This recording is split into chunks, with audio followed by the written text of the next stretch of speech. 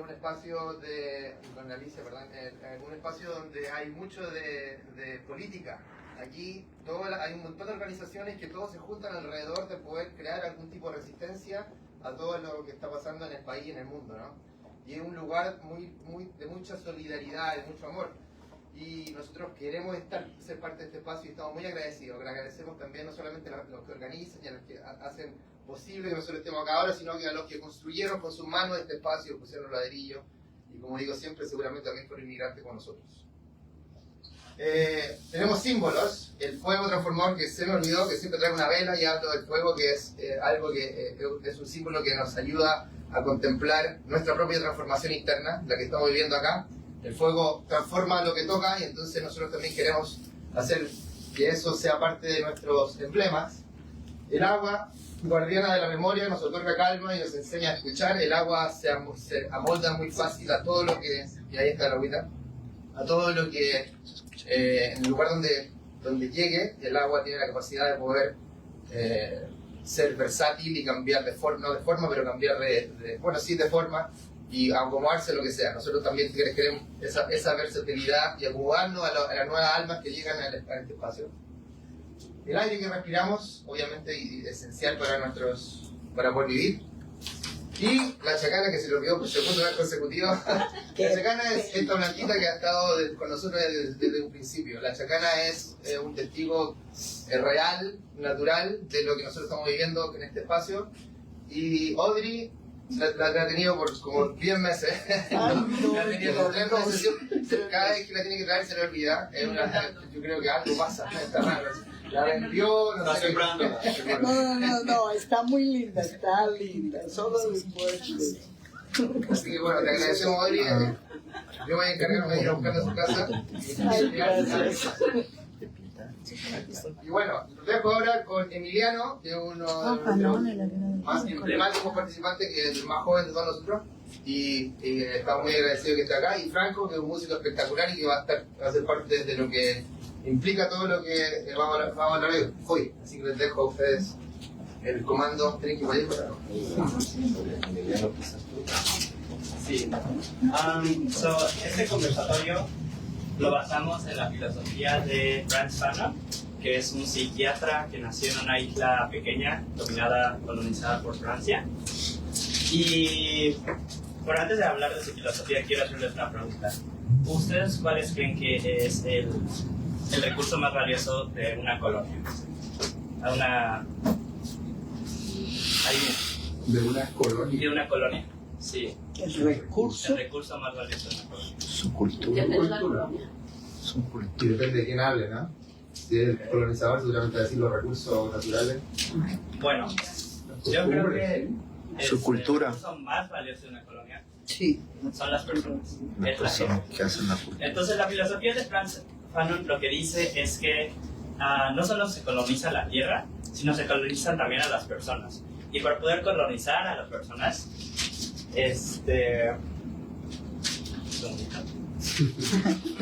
Todo acordeón. Sí.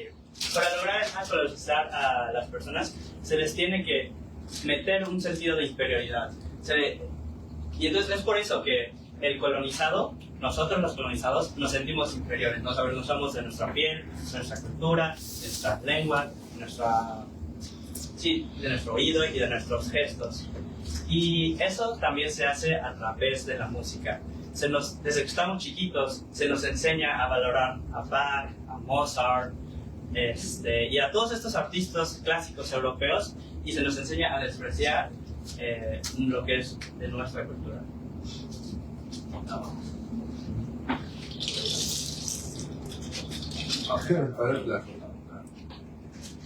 Ok.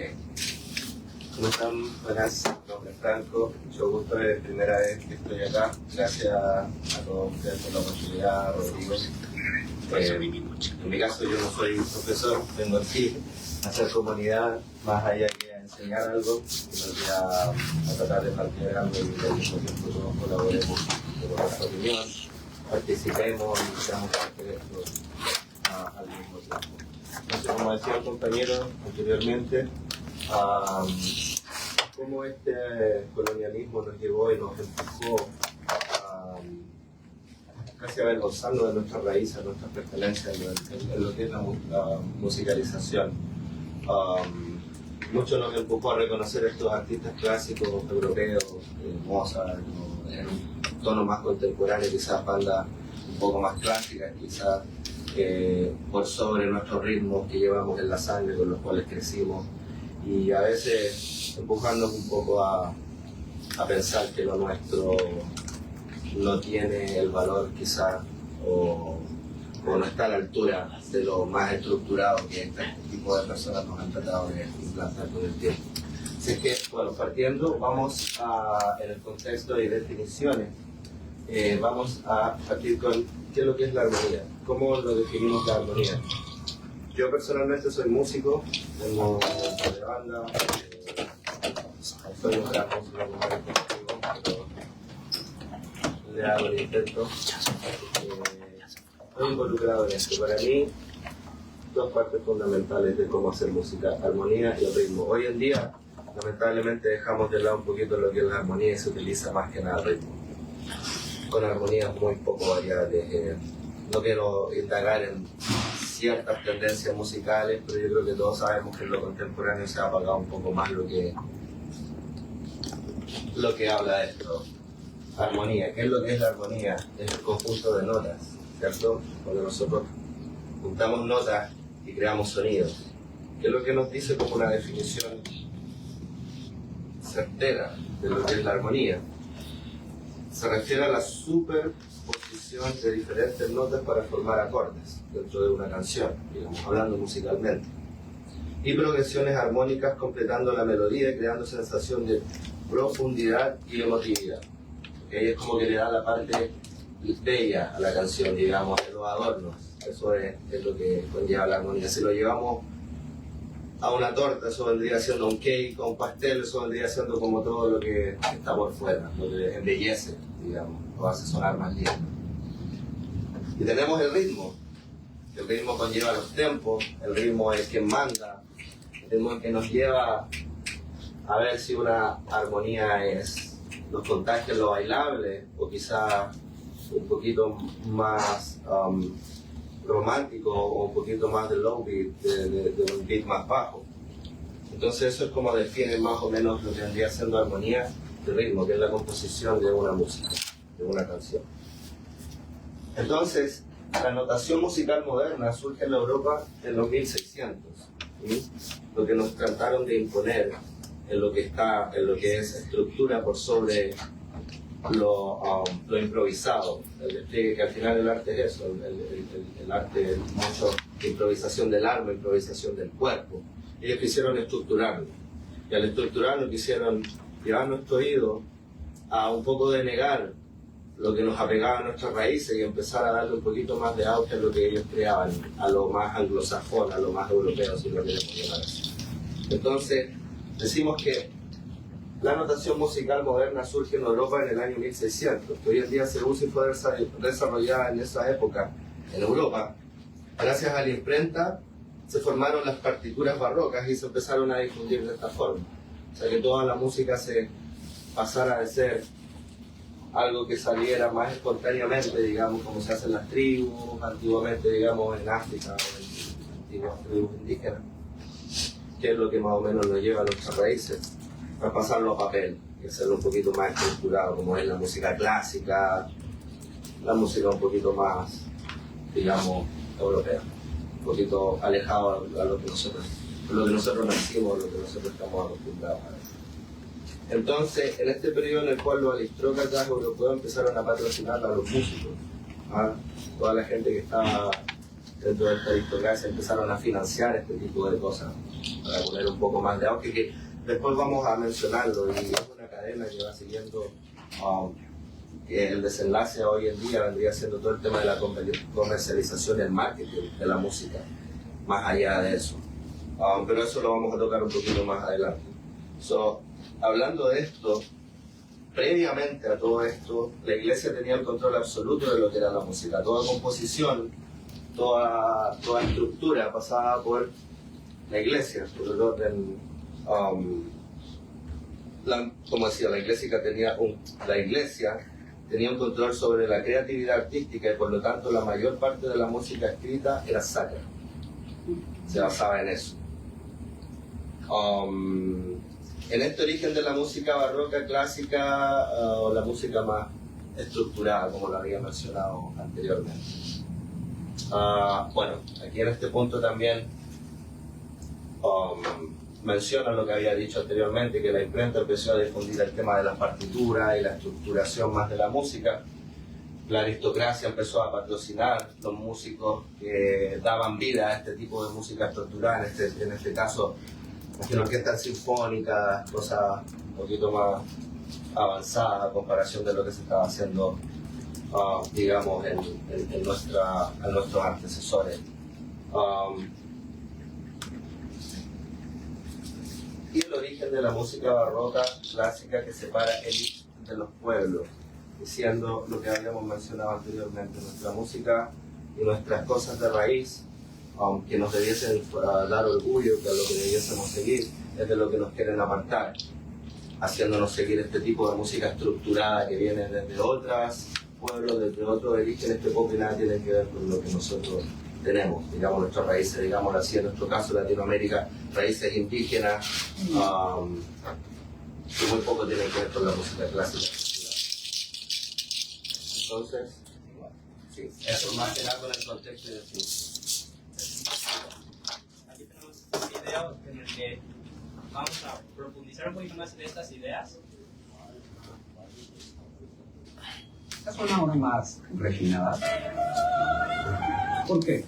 Porque está cantando música clásica y no reggaetón como antes. Soy mía, yo me transformo. Porque cierta música es considerada arte o elevada y otra popular o de plano basura. Pero la realidad es que la diferencia entre música clásica y música popular es una diferencia ideológica. El lanzamiento de la canción Behind del disco Lux de Rosalía generó comentarios sobre el cambio musical de la artista española, que pasó de hacer reggaetón en su álbum pasado Motomami a hacer una canción con orquesta y donde canta ópera en alemán. Algunas críticas y comentarios de la canción resaltaban que Rosalía ahora sí estaba haciendo arte y la diferenciaban del resto de los artistas de reggaetón por ya no hacer música basura o cantar idioteces. Como que ahora vuelve a ese ambiente más dramático, más artístico. ¿Es cuestión de calidad o es cuestión de supremacía blanca? Es decir, creen que la música que hace la gente blanca es la mejor de todas. Hablamos con Susan Campos Fonseca, profesora de la Universidad de Costa Rica. Como personas latinoamericanas, el problema que tenemos radica en que se nos impone la narrativa estética del norte global. En los últimos 250 años se ha ido consolidando una narrativa acerca de que ciertos grupos de personas en Europa son quienes han construido lo que entendemos hoy como cultura y civilización. Con esto no estoy diciendo que te tiene que gustar más el reggaetón que la música clásica, o que se pueden comparar los estilos o complejidades de estos géneros. Tampoco que Rosalía no pueda reinventarse y experimentar con diferentes géneros. El punto es hablar sobre el racismo y el supremacismo blanco que hay detrás de estas categorías y la forma en la que vemos el arte.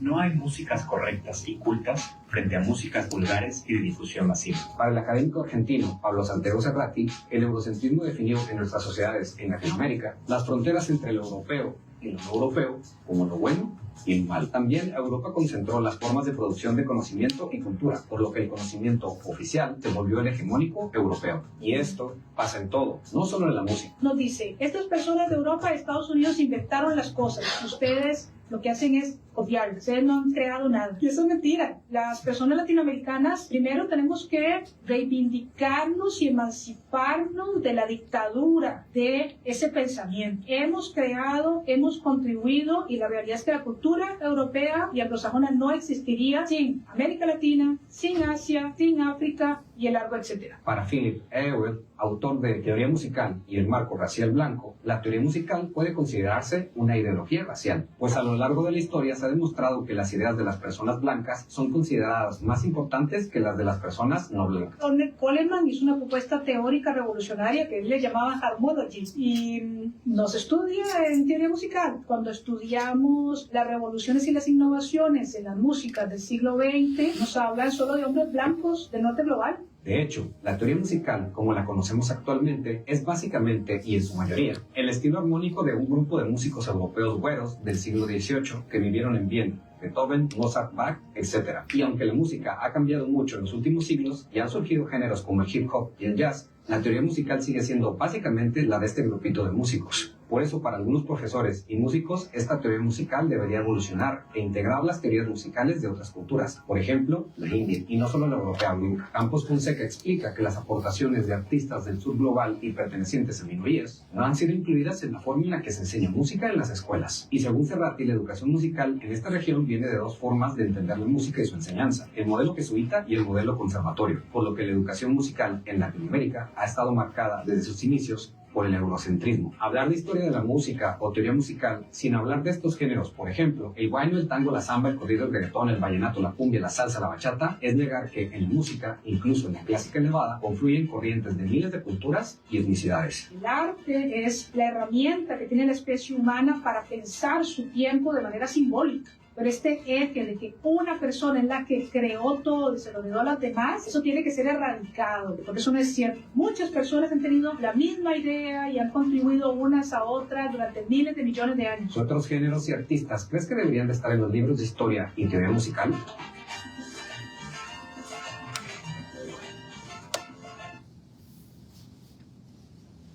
Sí, señor.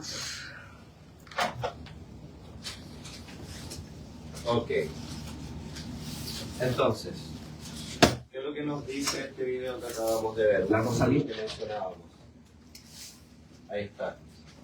Cómo la cultura anglosajona, en este caso la cultura blanca, nos empuja, nos enseña a oír con un oído ajeno, a alejarnos de lo propio, a darle más valor a lo estructurado y a lo creado en Europa por sobre lo que nosotros podemos hacer desde nuestras raíces, a partir de nuestra historia propia. ¿Qué es lo que nos dice a esto? Nos enseñan o nos empujan a valorar Bach o los Beatles como banda universal, por sobre nuestros tambores, por sobre nuestras claves, nuestros boleros, nuestros ritmos propios. En cierto modo nos enseñan hasta a ridiculizar. En mi caso tengo muchas experiencias propias que después puedo contar con ese tema. Que influye mucho el marketing, que influye la televisión, que influye que, más que nada, los medios de comunicación, que es como hoy en día las sociedades se educan, sobre todo en Latinoamérica. Yo vengo de Chile y les puedo garantizar que la sociedad hoy en día ya se educa por los medios de comunicación, por medio de la farándula, más que por medio de los libros de la historia, sobre todo las generaciones más actuales. Así que, ¿qué es lo que esto nos quiere decir? Darle más valor a lo estructurado, a la creación blanca, digamos, que lo dice en el video de las personas blancas, tiene más valor que nuestras creaciones o nuestro ritmo indígena de donde nosotros venimos. Nuestra música se considera de bajo valor a comparación de la de ellos, sobre todo en el plano comercial. ¿Por qué se nos empuja a oír con un oído ajeno? Porque es la única forma de poder tener un mayor consumismo y de ellos generar mayor ingreso, obviamente. Entonces, todo esto al final se basa en lo que es un tema de comercialización, un tema de números, dinero. Así es que esto es a lo que más o menos nos queremos referir al momento de decir cómo nos empujan a escuchar lo anglosajón. Es algo como experiencia propia, creo que a todos nos pasó cuando somos pequeños. Mucho nos llama la atención la música en inglés, canciones en inglés que de repente no sabemos qué significan. Por sobre incluso música que es creada en nuestro propio país, música que quizás escucharon nuestros abuelos, que escucharon nuestros padres. Se nos empuja de cierta forma, a mí lo personalmente fue así. Yo viví experiencias personales en Chile, obviamente son etapas que los seres humanos tenemos, pero siempre se me llevó, a pesar de que yo crecí en barrios bajos, a tener a marginar estos ritmos bailables, esta cumbia, esta salsa, esta cosa que es muy de pueblo, porque no era cool, porque no era algo que al oído fuese considerado de personas de mucha sapiencia musical, digámoslo así. Entonces, como no sé si ustedes crecieron en ese mismo entorno, la misma sociedad nos empujó, quizás la escuela, quizás los amigos que tuvimos, a quizás guiarnos por ciertas cosas que también fueron empujados por todo este marketing y todo este... En mi caso, me rodeé de amigos que les encantaba el rock, que les encantaban las bandas extranjeras, que muchas de estas oportunidades no tenían ni idea del mensaje que le estaban dando, lo podían estar insultando en la cara. Pero era algo cool de escuchar, porque se veía lindo, porque las agrupaciones eran, no sé, tenían otra procedencia, no tengo idea.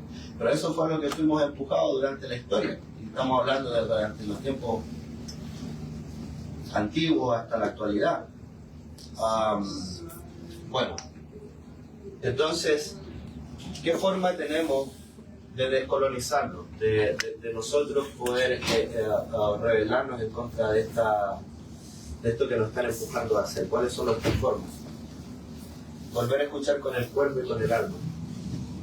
Súper importante. Voy a dar acá una reflexión propia. Yo canto bolero. Yo tengo 40 años, 41. Canto bolero. Tengo una banda de bolero. No siempre escuché bolero.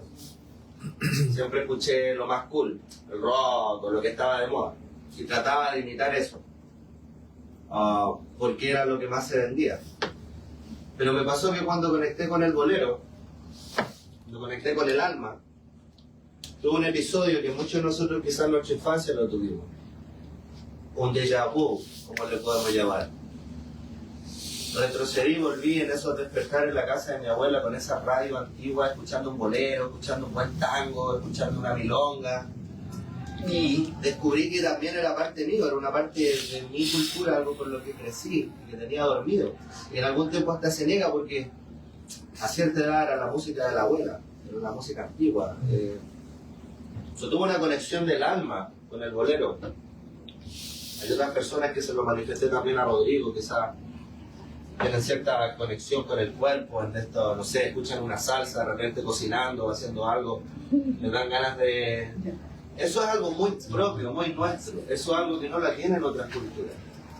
¿Entiendes? ¿Por qué? Porque es algo que nació, es algo de raíz, es algo que nosotros nos formamos, pero que de cierta forma fuimos empujados a denegar, a no escuchar o a no sentir.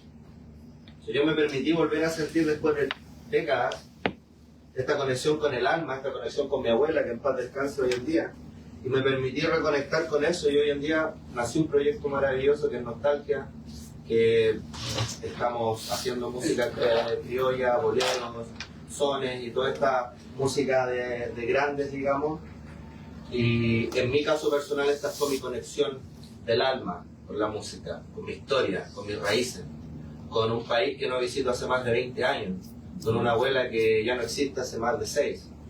Entonces, en mi caso, esa fue mi conexión del alma con la música. Ahora le quiero preguntar a ustedes, todos tenemos recuerdos de nuestra vida.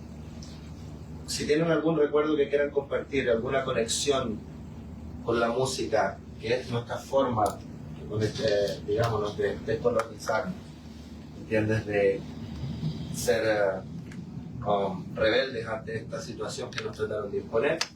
Si alguien quiere compartir algún recuerdo de infancia, de alguna conexión de alma o alguna conexión de cuerpo que nos provoque nuestra música, si alguien quiere... Bueno, a mí me pasó que cuando yo llegué a este país, me gustaba la música que no entendía, de Queens, de Led Zeppelin y toda esa gente que ni siquiera entendía inglés. Yo no entendía inglés, pero me gustaba. Y allá cuando, en ese tiempo, yo decía, vallenato es de la gente baja, de la plebe, de por allá de esto. Y un día, después de ya un tiempo que volví a Colombia, ya habían pasado como unos 10 años o algo así, volví a Colombia y me subí a un bus, en Bogotá, un bus, y era solo vallenato. Y eso me tocó en el alma, todo lo que decía esas canciones, eso, conexión. Que la verdad una conexión, yo dije, pero esta música tan linda, ¿por qué yo la despreciaba? Y ahora me encanta el vallenato, toda la música colombiana y de todos los países, la verdad, me encanta nuestra música, ¿sí? Exacto. Y de Perú, de Ecuador, de todas partes, me encanta la música, nuestra música.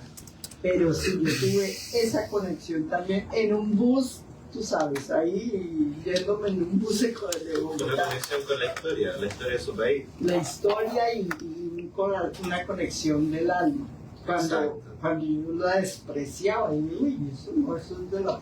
Y por motivos de los ¿cuáles serían los motivos por los cuales de desprecio hacia...? Precisamente por eso, porque uno va Prejuicio. creciendo creyendo que hay, que los que hablan inglés o que son de otro, o que Mozart y todos esos son mejores. Claro, son Entonces, ciertos prejuicios son que tenemos, que puros todos creamos en la prejuicios, cabeza. Ahora, ojo, este tema no nos lleva a atacar ciertas tendencias musicales, en ningún caso, no queremos hacer eso. Solamente queremos dar a demostrar cómo nos influenciaron de mala forma y nos alejaron de nuestras raíces, por sobre otras costumbres que realmente no nos pertenecen mucho. Eso es el tema que queremos tocar. Aquí no estamos atacando a nadie. Aquí lo que queremos es que todos participen, todos tengan su opinión en cuanto a lo que estamos diciendo, y queremos tener esa conexión con lo nuestro, esa conexión del alma que tuviste arriba de la... ¿Cómo le llaman, chiquita? ¿Cómo le llaman a Ustedes le dicen guagua. No, guagua para nosotros es el bebé. No, un bus. ¿Quién le dice guagua? No, en un bus. República Dominicana es guagua. Agarrada ahí porque eso estaba así lleno y eso, música, puro vallenato, me parecía que era terrible, ¿verdad? A mí pasó. Ay, son deliciosos, pero hermoso, me tocó tanto el alma. Cuando hablan, no. Oye, pero te coge la palabra y no se suelta, ¿no? Como que... Bueno, por favor, la entrego. Pero eso está bien, eso son emociones. No, que a mí me pasa un fenómeno muy parecido al de Audrey. Yo estudié, pues, para ser burócrata. Entonces, mis amigos, usted sabe que la burocracia maneja como partidos. Eso es el corbatado, la universidad, sí, ya saben. Muy conservador. Sí, y cuando surgió el vallenato, ¿no? Todo el mundo, ¿no? Esa ralea, eso no se dice más. Pero yo regresé aquí, yo vine aquí a los Estados Unidos después de cierto tiempo, cuando tomo el primer taxi, vallenato, y llego a la casa, y vallenato, y mis amigos que eran, sí, que eran, trabajaron en el ministerio, son alcaldes, vallenato. Pero ¿qué pasó con mis amigos y ellos criticaban esto? Ajá. Cómo con el tiempo se va impregnando la música precisamente porque le va encontrando uno, valores, ¿no? Cuando tú escuchas un vallenato es, wow, es que hay una poesía, más el ritmo, más la voz, más un juego de muchas cosas. Entonces yo generalmente mi música, que me gustaría que todos dijéramos qué tipo de música como que más escuchamos. Mi música, por ejemplo, es de raíz. Eso es lo que a mí me inspira. La música de raíz, ¿sabe cuál es? No. Indígena.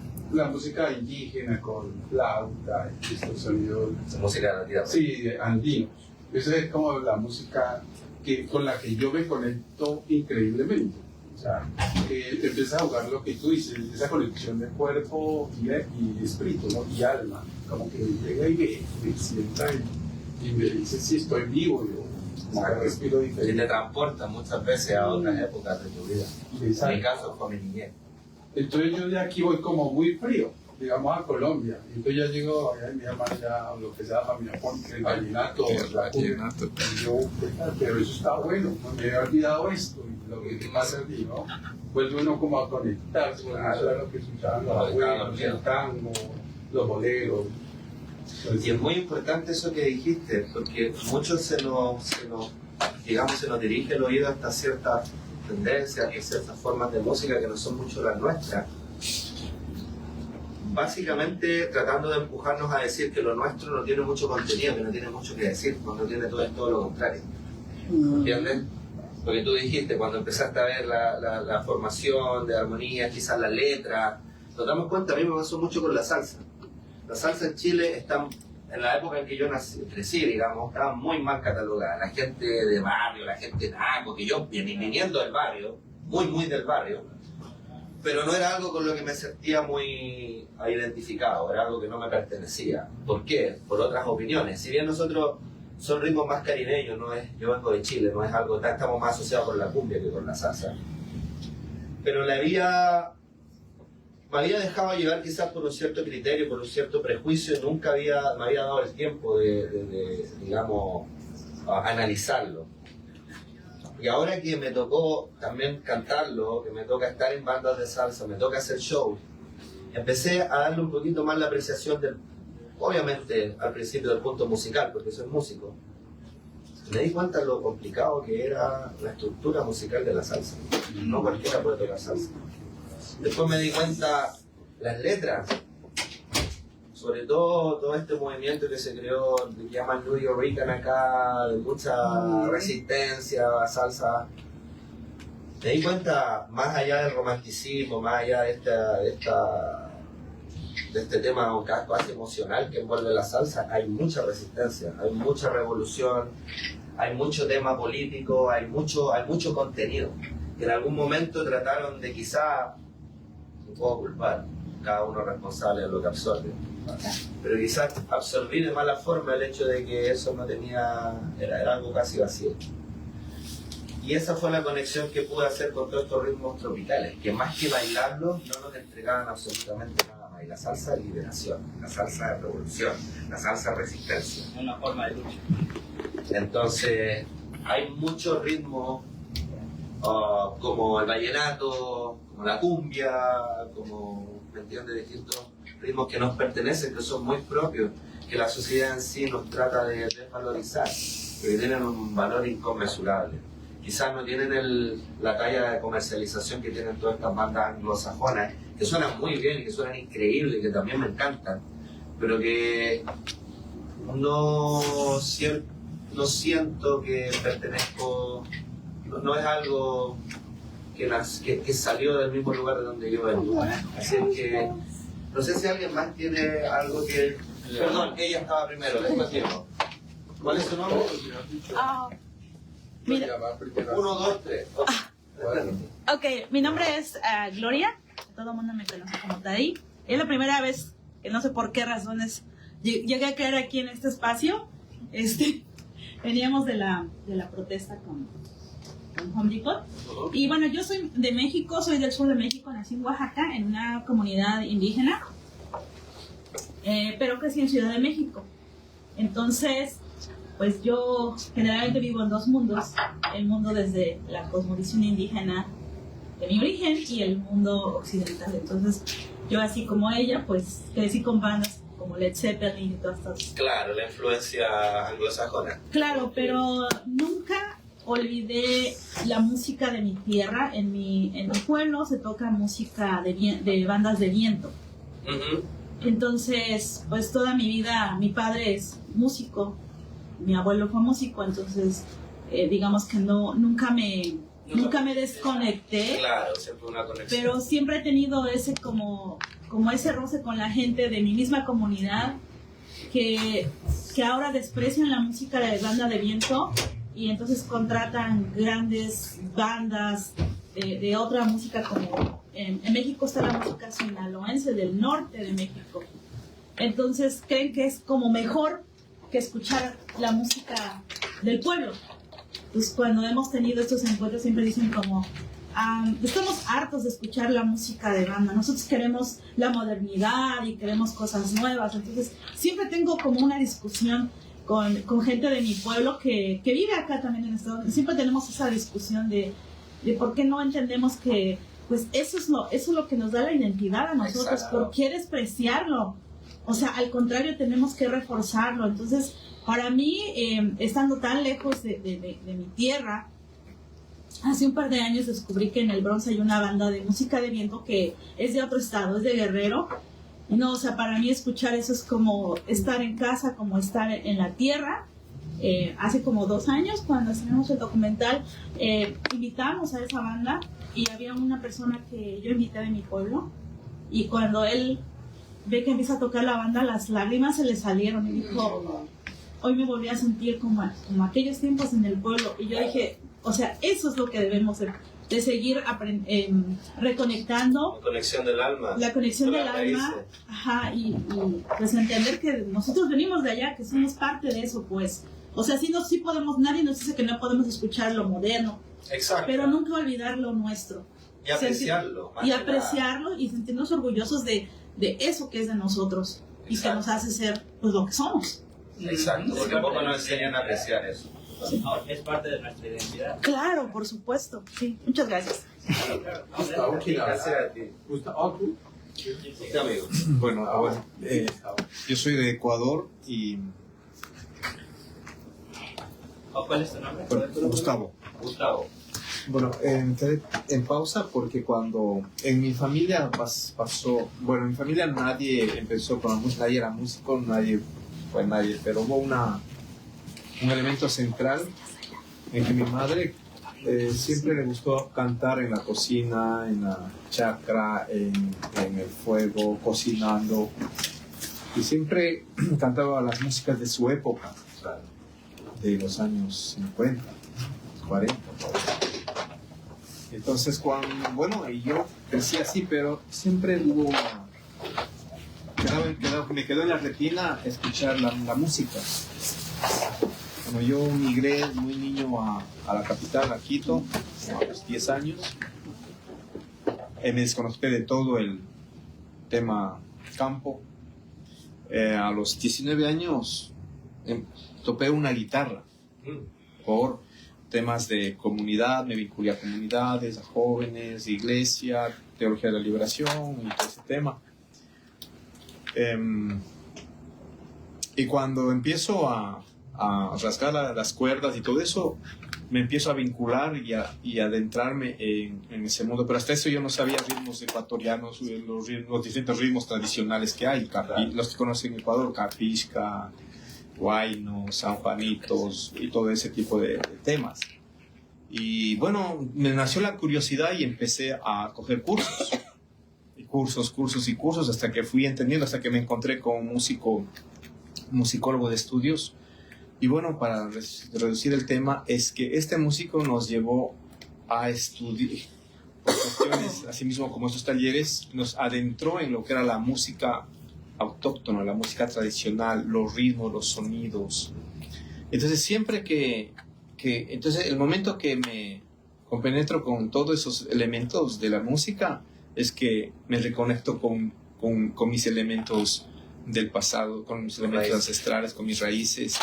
Y es así que a partir de esos estudios nacieron ya ideas nuevas. Entonces, y siempre se me viene cuando toco también un poco la guitarra, siempre que toco una canción o escucho, me transporto directamente a mi mamá. O sea, me quedo el espejo y mi mami ya tiene casi 80 años y siempre todavía canta en la cocina, canta en la... Y entonces, yo voy a verle de aquí a casi 20 años que viene en abril. Ay, entonces va a ser una cuestión así. Perdón. Gracias por participar. Gracias. ¿Alguien más? ¿Alguien quería...? ¿Cuál es tu nombre, amigo? Mi nombre es Guillermo. Guillermo, bienvenido. Sí, bienvenido. Soy de México. Y justo ahorita con este video compartiendo la Rosalía, recordé que yo hice un viaje al sur de México, probablemente y bueno, fue ahí un encuentro de vaya resistencia y como que cada noche iba como de diferentes comunidades compartiendo la música que hacían como los únicos jóvenes, ¿no? Y me sorprendió muchísimo que como que mezclaban un buen como de formatos y de estilos. Por ejemplo, como una comunidad de jóvenes indígenas hicieron un rap en Chocil, es una lengua como de origen maya, ¿no? Hacían como un corrido tumbado, igual en Chocil, y como que es muy bueno, porque no solo como uno no está acostumbrado como que a escuchar como que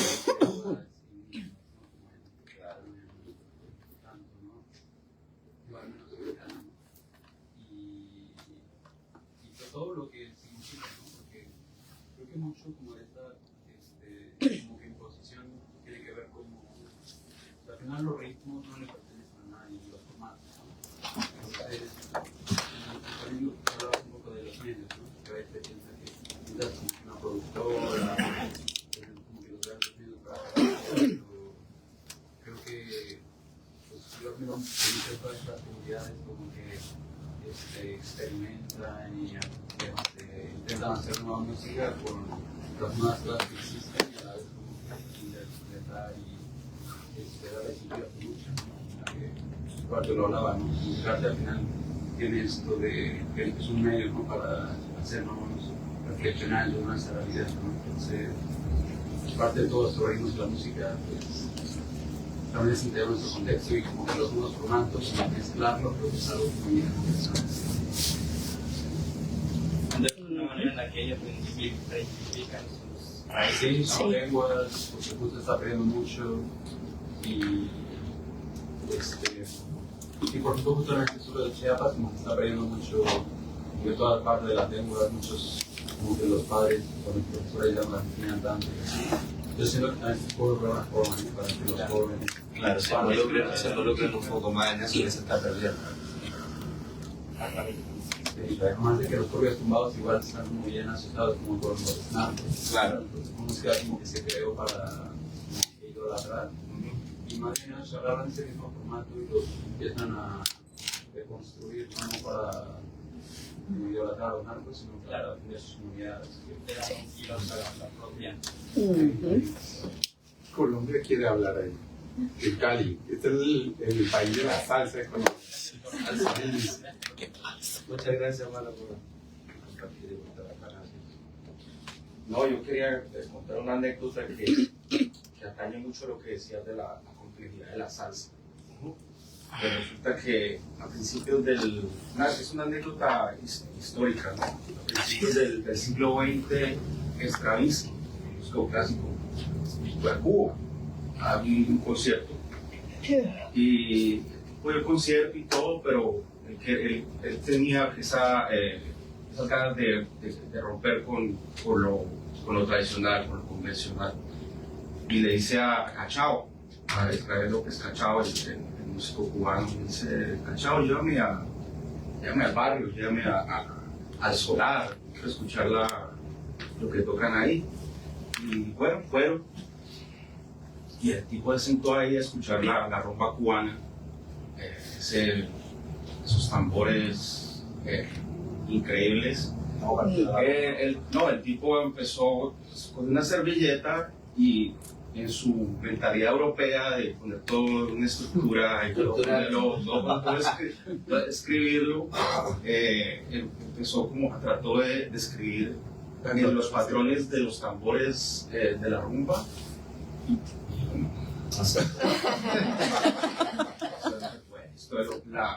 Los patrones son tan complejos que de hecho él dijo que el oído europeo era ruso. El oído europeo no podía captar los patrones tan complejos de la rumba cubana. Pareció una anécdota, siempre me acordaba de eso, sí. O sea que casi me da la impresión de que al no captar eso son como, digamos, movimientos inspiracionales, o sea, que nacen del momento y a veces es difícil de captar, ¿no? Hay mucha improvisación en la rumba. Y también se toca con el fuerza, claro, hay mucha corporalidad en los tambores. Toda la música del oeste de África si no se baila, no hay música.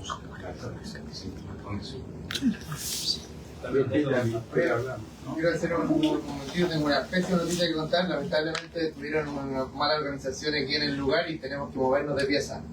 Es una pieza mucho más pequeña, mucho más incómoda, así que vamos a hacer como el agua y vamos a transformarnos y vamos a reorganizarnos con mucha paciencia y les pido disculpas de antemano, obviamente.